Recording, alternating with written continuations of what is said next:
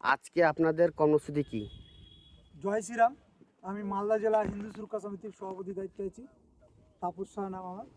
আজকে আমাদের কর্মসূচি ছিল এই 8 মাইলে রমিত সরকার আমার ভাই ফোন করেছিল আমাকে।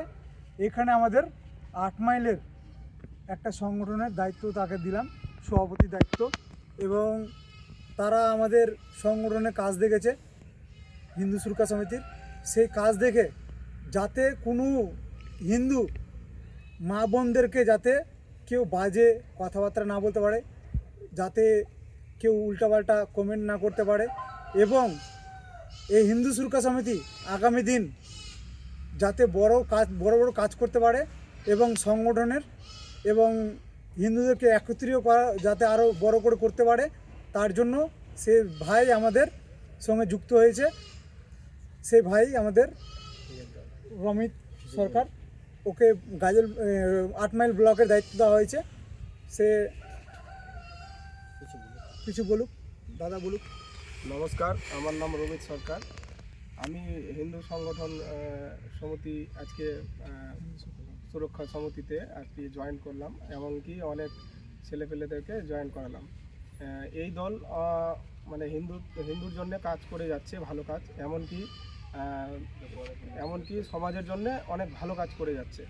তো তা দেখে আমরা আগ্রহী হয়েছি, সকলে আমরা যুক্ত হয়েছি, এমনকি আরও ছেলেরা আছে তারা যুক্ত হতে চাইছে। তো আজকে একটু সমস্যার কারণে আসতে পারিনি অনেকেও, কিন্তু এখনও অনেকজন এসছে, এমনকি আগামী দিন অনেক কেউ জয়েন্ট হবে আর কি।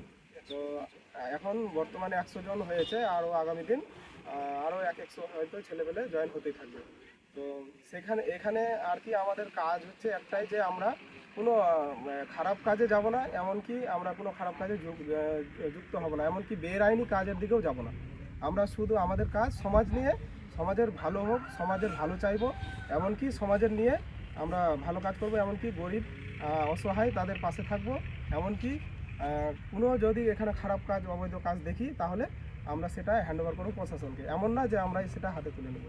নমস্কার, আমি এখান থেকে শেষ করলাম। আর আগামী দিন আমি এখন নতুন, আগামী দিন আরও জেনে তারপরে আমি হ্যান্ডেল করার চেষ্টা করব।